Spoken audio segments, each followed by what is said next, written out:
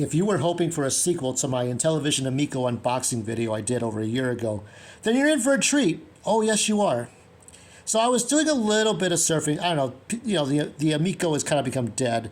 Tommy's gone. It's all kind of kaput. But I thought I would look up something. I was trying to find an earlier video where Tommy wore a suit and tie and showed off the developers for the Amico, where he was more serious and he wasn't going to do Kickstarters to support raising money for his console. And wouldn't you know it, I didn't realize in all my searching, Tommy had his own YouTube channel. It's true. Tommy Tallarico. That's his theme. And would you know, he's got like more subscribers than me. Way more, like 4.02. So this is his YouTube channel. And obviously this is his last video. And he hasn't updated in a long while.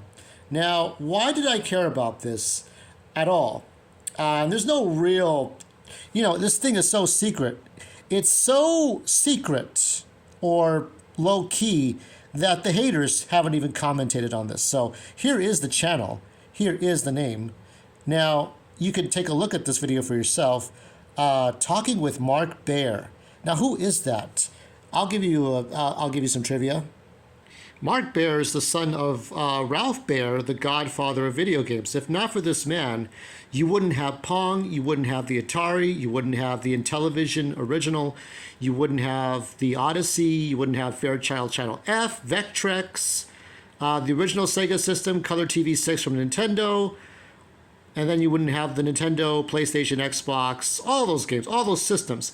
This man's very important. So because of this man, we have what we have, and his son is in this video. Now we're gonna just watch this.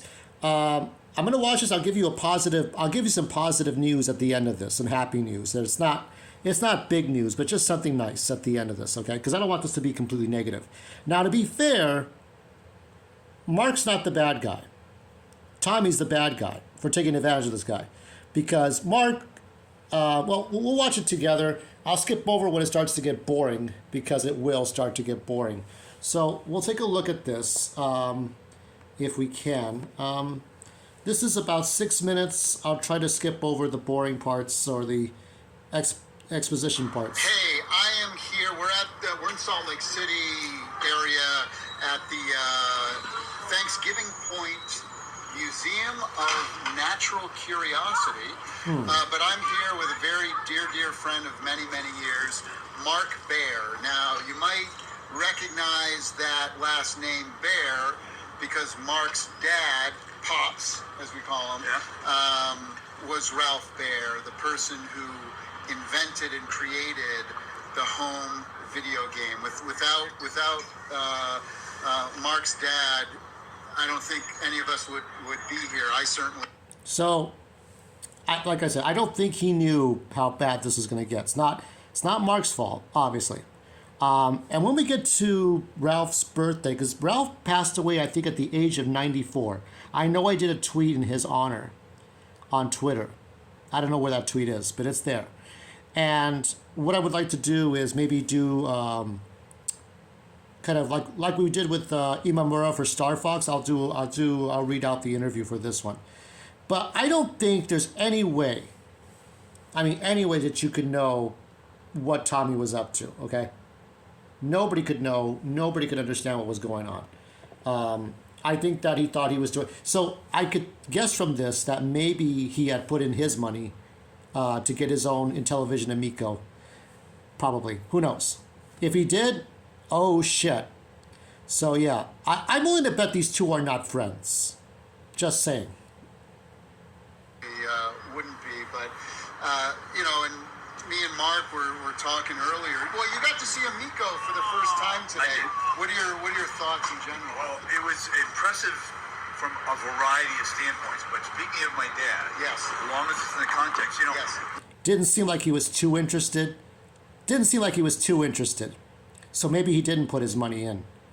I mean, maybe, but maybe not. It's like, by the way, my dad, let's talk about how great my dad is. And he created the first video game system. And that's really what gave rise to it. When you say home console, that's one way to put it. But it was really an interactive system that people hadn't thought of. the controllers, which we still use today, the screen, Light guns, all this neat stuff that gave rise to the modern industry. But when he did it, he really did it to bring people together, which is what your stuff does. There you right? go. I mean, it's not so you sit in a dark room in the basement, you know, and you have a headset on, or maybe He you just never play by intended yourself. it for that. No, he really didn't. Yeah. He didn't. I mean, this is all well and good when you're traveling and you got to get, you know, lost some time, whatever it might be. But he really wanted people to get together, whether it was family, friends, neighbors, and interact in a way that. Notice at any point that he's not.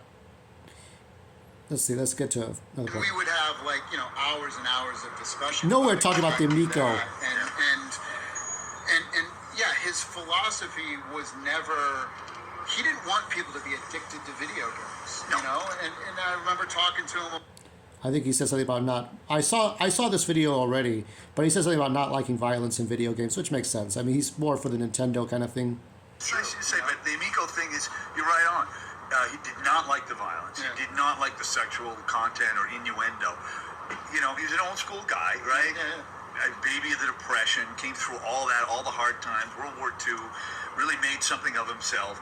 And, you know, and What led me to this video is that he was talking about Metal Jesus Rocks. Now, I don't know if Metal Jesus Rocks also threw Tommy under the fastest Greyhound that ever existed. But that comment, I had to check if that was the real Tommy Tallarico, and he has an actual YouTube channel. There's a Tommy Oyamiko, but that's a parody channel. didn't want this sort of like cheapened version. I mean, it's a little bit like other entertainment venues. You know, anybody can do a car chase. Anybody can shoot somebody with a gun or what have you. But to really think about the content and make... Let's fast forward a little bit. And what he did on the sideline was all the same thing. A lot of us do many things. We just love doing what he did. So when he had his... Well, I'll cover some of this if I do. When we get to Mark Baer's birthday, I want to cover like the original interview he did for Electronic Gaming Monthly, the magazine. And a lot of people might not know this, but Mark gave me one of these coins. This is an Oh my God. actual United States dollar coin. Oh my God! What a And prize! this is Don't kind try spending it, though, probably, because you don't want to spend that, and no one will be like, "What do you get that game token?" Like here's a consolation prize for being an idiot. Somehow I don't know. I hope Mark. I hope you did not put any money into the Amico. Even as a courtesy, just don't do it. Just it's not worth it. Just you know whatever your dad left you behind for you, that's your prize. That's the greatest prize. No. Out of here. But this is kind of in memory of your father as well. And then there's the park. Where's the park? The park's in Manchester. Manchester. It's called Arms Park, right down by the river, and Oh yeah, there's a statue of Ralph Baer he was talking about. Well, let me. It's got a statue of Mr. Baer sitting on with the two bench. controllers, with a controller. Yeah. So I was for. I have to look at that statue. I'll see it on Google search. I'm gonna go out that far. Oh, it's a pleasure. Again, I think your dad fondly and all the time, especially kind Blah, of. blah, blah. I wish you were around to see this. Yeah. 'Cause, you know, but No. his memory and passion is. Let's see. Let me get to the last few seconds. Well, I joke. I used to say, you know, if we don't do this, it'll be lost to history, and B, you'll be the most prolific, least known inventor of the 20th century. So Right. now, people like you and products like this help just bring it forward and give it to a new generation, and do it in a positive way that doesn't, cheapen the whole concept. That's right. And you got the Presidential Medal of what's it? National Medal of Technology. National Medal of Technology. George Bush Jr. Yeah, George Bush Jr. We're almost at the end. So you got the presidential. That was amazing. So yeah, thanks so much. Oh, well, Really thanks for appreciate having me it. over. Awesome. So that's a nice image, isn't it? I don't know. I think they, probably gave Mark Baer some money. It's like, hey, Mark, want to do an interview? It's like, okay.